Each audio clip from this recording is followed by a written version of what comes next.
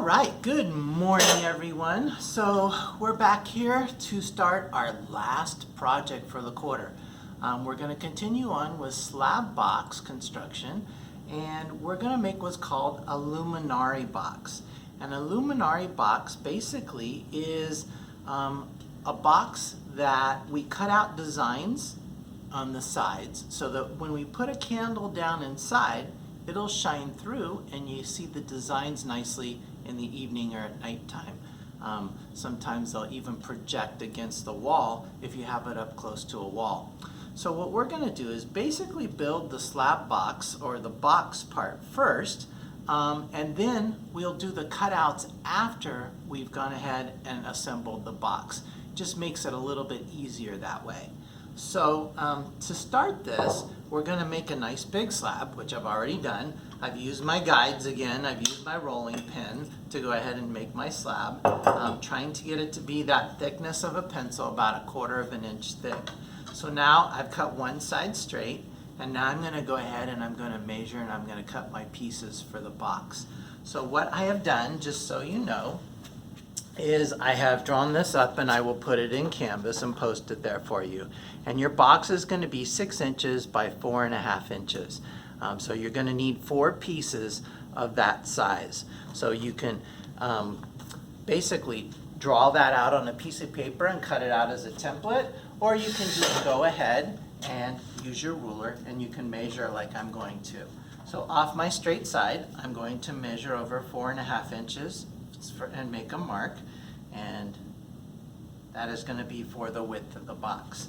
I'm going to do that at both ends of my straight edge so I have something to line up on and to cut. I'm going to take my straight edge and I'm just going to go ahead and hold that here, line it up on the marks, and then go ahead and cut that strip of clay. Then what I'm going to do at this one end is I'm just going to go ahead and square that off. I'll use the edge of the paper here since I have it, and I will just trust that that's a 90-degree angle, and I will go ahead and square off that section. That way I know the bottom of my box or the side of it is a nice square piece of clay. And again, always save your slabs. You can put them back in your bag, re-wedge them, use them all over again.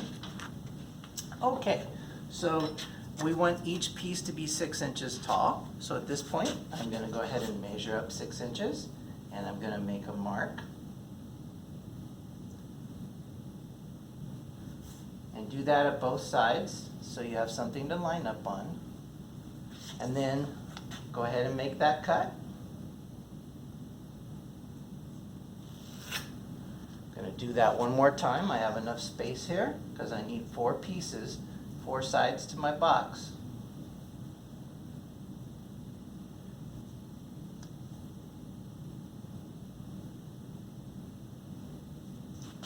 And go ahead and cut that one as well.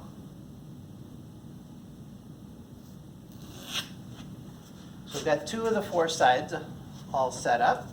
So we're going to measure over again off the straight side, 4.5 inches again. We need to get 2 more sides here.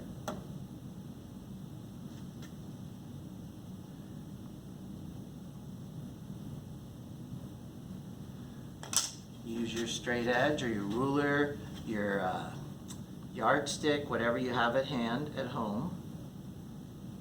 Line up on those marks and cut that.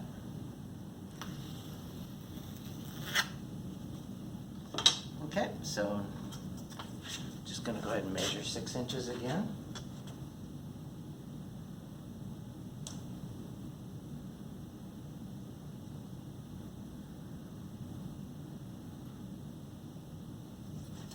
Make that cut one more time.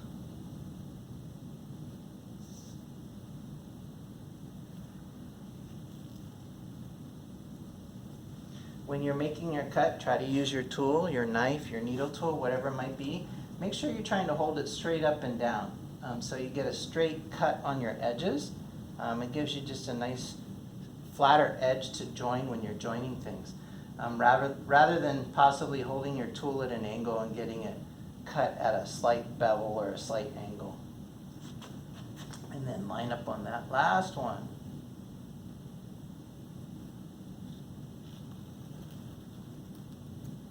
And again, just make sure you're holding your ruler steady, but don't press down into the clay too much with your ruler because it'll make impressions into the clay. So I'm going to go ahead and peel this away and set it aside. I've got my 4 pieces here. So now you have a couple options. If you're going to be at home for a couple hours out of your day, you can go ahead and just leave these sitting on your board like this and let them get air and start to dry and firm up. Again, in this part of slab construction, we want to wait till the pieces are leather hard before we assemble them. So at this point, I'm going to go ahead and let these just dry a little bit. Maybe every half hour, I'm going to come up and I'm going to go ahead and check on them and I'm going to flip them over. That way they're getting air on both sides and they'll start to firm up and they'll get leather hard.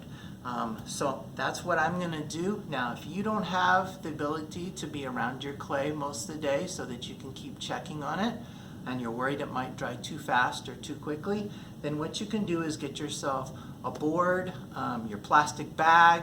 You can use newspaper, you can use a magazine, you could use a paper plate, something that your clay is not going to stick to. And what you can then do is just layer a paper towel in between them and stack each one with a paper towel in between so that they don't stick to each other. Once you've done that, if you can slide them in your plastic bag, push them all the way in the corner, and then get most of the air or all the air out of the bag, and then just tuck in the ends so it's not getting any air. It'll stay nice and moist.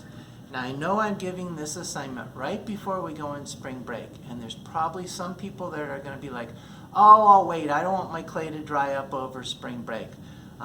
My suggestion is cut your pieces now, bag it up well. If you bag it well, your pieces will stay moist. You'll have no problem about them drying too much.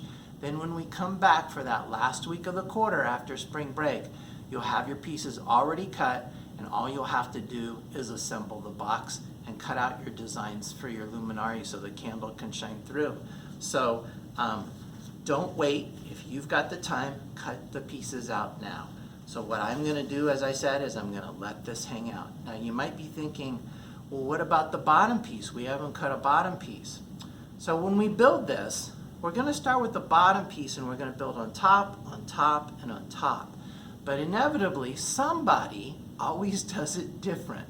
They put one on the outside, then one on top, and then it gets kind of all mixed up and the pattern doesn't fit. So what we're going to do is we're going to build the box as basically a hollow shape first.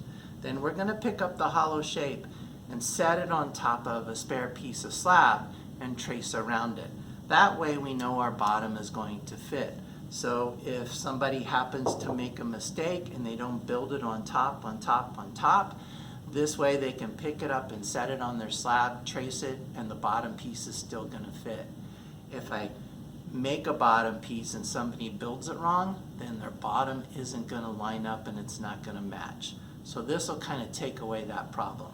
So I've got some spare slab here, but I can see it's not going to be wide enough to make my bottom. So what I'm going to do is just re-wedge this, and I will go ahead and make another slab, and then I will keep a slab that I think is a little bigger than what I need, and I'll set it alongside here with the others and let it get leather hard as well. That way they're all at the same moistness level, and there'll be no problem putting them together at the same time. So even though I haven't done it yet, that's what I'll be doing next. So you guys should try and do the same. Make a spare piece of slab, roughly about 6 by 6, something like that, and it should be plenty big enough for your bottom. Okay, so that is it. That is part 1. That's how we start. And again, I will put the assignment in Canvas, and I'll put those dimensions in Canvas as well with the assignment. But it's 6 inches by 4.5 inches, and you need 4 pieces that size, and then you need a little bit bigger piece that's spare, that's going to be your bottom when we go to assemble this. All right, hope you guys have a great day. Last assignment, you're almost through. Hang in there, keep working well, keep spending extra time on your project if you can to really finish it off and to finish the quarter off well. See you in the next video.